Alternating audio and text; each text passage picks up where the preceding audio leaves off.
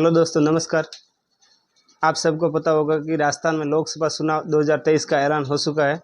तो इसी के साथ राजस्थान में आचार संहिता भी लागू हो चुकी है। तो दोस्तों, आज हम इस वीडियो में बात करने वाले हैं कि आचार संहिता क्या है और आचार संहिता को क्यों लागू किया जाता है और इसके इफ़ेक्ट क्या है। तो चलिए दोस्तों, वीडियो को शुरू करते हैं।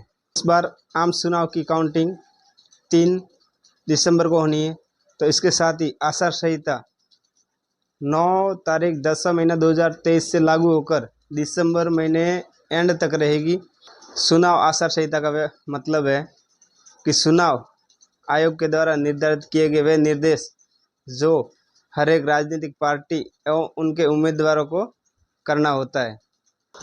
चुनाव आचार संहिता का मतलब है कि चुनाव आयोग के द्वारा दिए गए निर्देश को चुनाव खत्म होने से पहले उम्मीदवार या राजनीतिक पार्टी को उनका नियमों का पालन करना अनिवार्य है।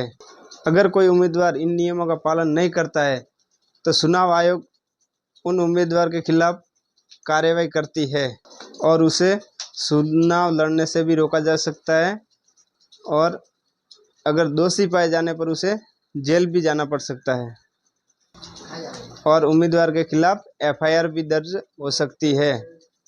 राज्यों में चुनाव की तारीखों का ऐलान होने के बाद ही राज्यों में आचार संहिता लागू की जाती है।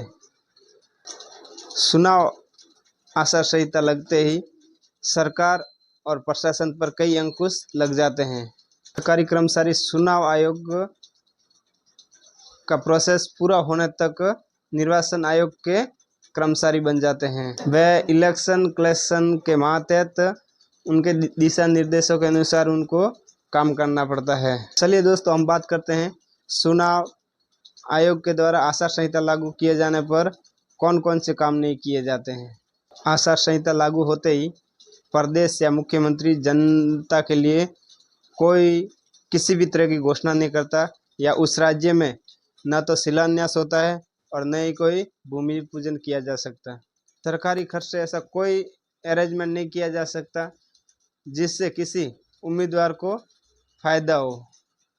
चुनाव प्रचार के दौरान कोई भी राजनीतिक पार्टी या उम्मीदवार लाउड स्पीकर की अनुमति पुलिस प्रशासन से लेनी होती है और अगर ऐसा नहीं करने पर उन्हें दोषी ठहराया जाता है या उन्हें जेल भी भेजा जा सकता है।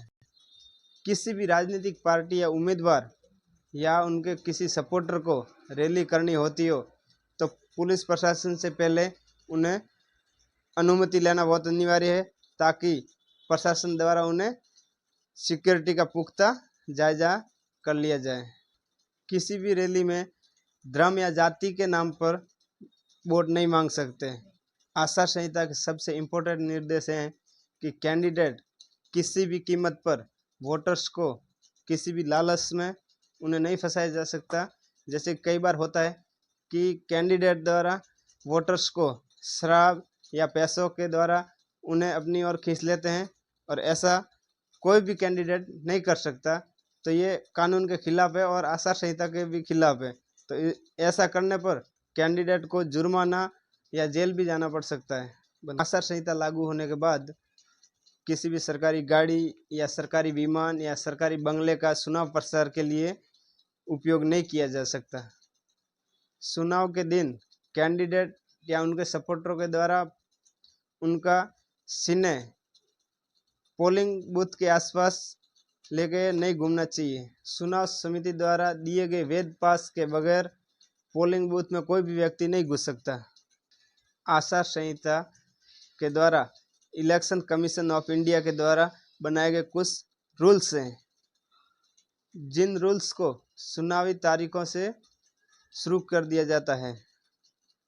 आचार संहिता इसलिए लागू किया जाता है कि पॉलिटिकल पार्टीज उम्मीदवार या कैंडिडेट या उनके सपोर्टर के द्वारा अपने दायरे में रह के चुनावों को पूरी तरह से समाप्त किया जाए।